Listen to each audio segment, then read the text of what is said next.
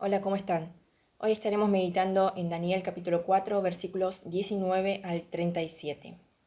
El pasaje de hoy comienza diciendo: Entonces Daniel, cuyo nombre era Beltesazar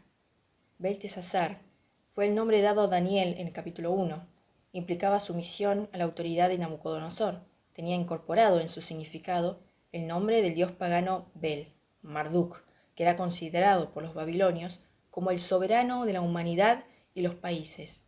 Probablemente significaba Bel guarda su vida. El rey Nabucodonosor había tenido nuevamente un sueño que le había infundido miedo, lo espantó.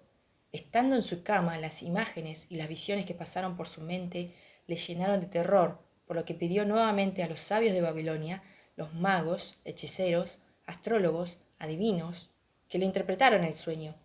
Pero no fueron ellos, sino Daniel, quien nuevamente vuelve a poner luz en el asunto. Cuando Daniel comprendió el sueño del rey, dice que quedó atónito, desconcertado, pasmado, dicen otras versiones, por un momento, y que sus pensamientos lo turbaban. Dice la versión NBI que estaba aterrorizado por sus propios pensamientos. En su reacción podemos ver cómo era el corazón de Daniel, de perdón, de misericordia. En él se refleja el corazón de Dios y el espíritu mesiánico. Como dice en Ezequiel 18:23, ¿acaso quiero yo la muerte del impío? Dice el Señor Dios. ¿No vivirá él si se aparta de sus caminos? Dios prefiere que nos arrepintamos del pecado, que nos apartemos de la destrucción y la muerte, que volvamos a Él, porque esto es lo que nos hace bien. Daniel es alguien que hace honra a su nombre. Su significado es: Dios es el juez. Dios es quien juzga y no nosotros. Nabucodonosor había destruido la casa de Daniel y su nación. Fue llevado como exiliado y forzado a vivir en medio de una nación pagana que intentó cambiar su identidad, moldearlo, dominarlo, reducirlo a la servidumbre para siempre. Este rey se había comportado como una bestia salvaje con el pueblo de Dios. Sin embargo, el decreto del Altísimo, la humillación que sufriría el rey, no le daba placer. Por el contrario, lo había dejado aterrorizado. ¿Cómo es mi reacción cuando me entero que alguien que me hizo un mal tuvo una desgracia? ¿Oro por esa persona o personas? Probablemente tenga, aunque sea un pequeño sentimiento de alegría, e incluso piense: tuvo su merecido.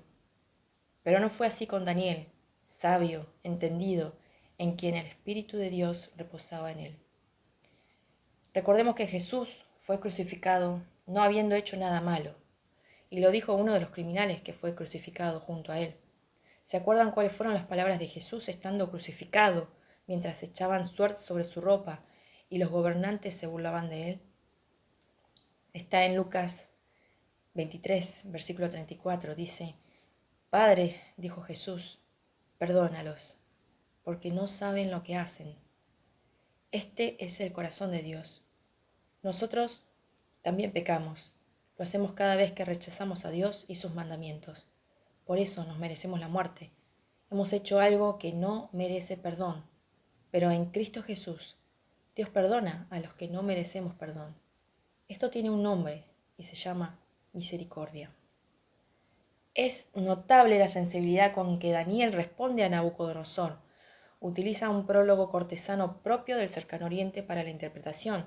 Versículo 19b dice: Oh Señor mío, que el sueño sea para tus enemigos y su interpretación para tus adversarios. Daniel interpreta el sueño. Al rey Nabucodonosor le es dada una advertencia de juicio.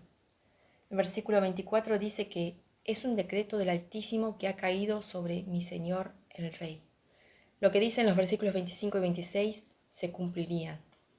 Aquel que se estimaba más que los hombres, que los otros seres humanos, considerándose como un Dios, sería humillado, perdería la razón, la autoridad, la dignidad y toda capacidad como ser humano para comportarse como un ser inferior.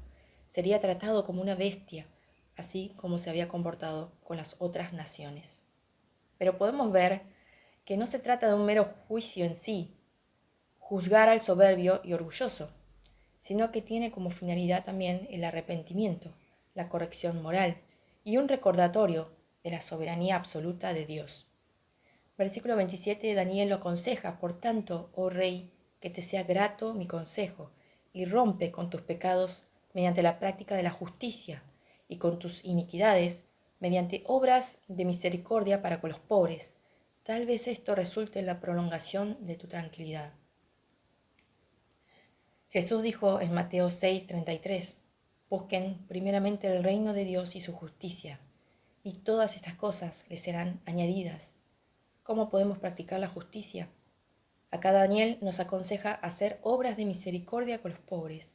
La actitud hacia los oprimidos es un tema repetente en el Antiguo Testamento.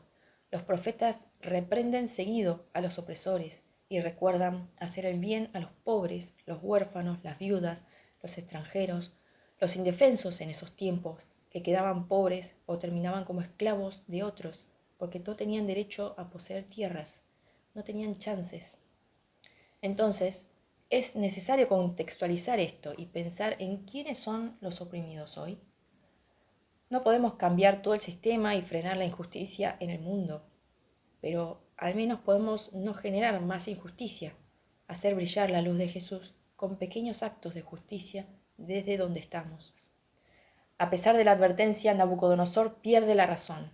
En los versículos 29 y 30 vemos que al cabo de 12 meses de oportunidad para arrepentirse, el rey fue encontrado nuevamente autoexaltándose. Sus logros eran notables, tenía el control de todo el antiguo cercano oriente, transformó a Babilonia en la ciudad más grande en el mundo. A través de su poderío militar y sus construcciones, Nabucodonosor estableció un imperio más poderoso de la época. Erigió estructuras duraderas con ladrillos cocidos en horno. El horno en llamas que aparece en capítulo 3. Construyó varios muros de fortificación, el más largo de casi 9 kilómetros, puertas, palacios, templos, caminos, puentes y un sigurat, que es un torre templo.